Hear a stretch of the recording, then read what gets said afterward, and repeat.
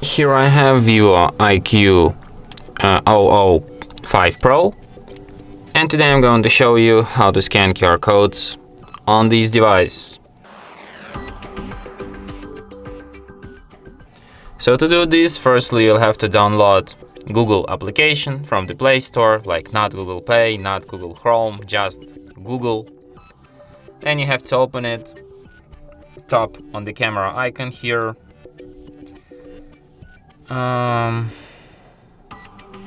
Open photo gallery, allow while using the app, then search with your camera.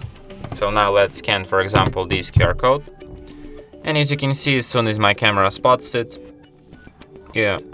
like when you have it in your camera, tap on the search icon, and as you can see, it shows me the page, the web page, which is being encoded into this QR code. So you just go on open website, copy link or share it. So let's visit this website and see what's in there.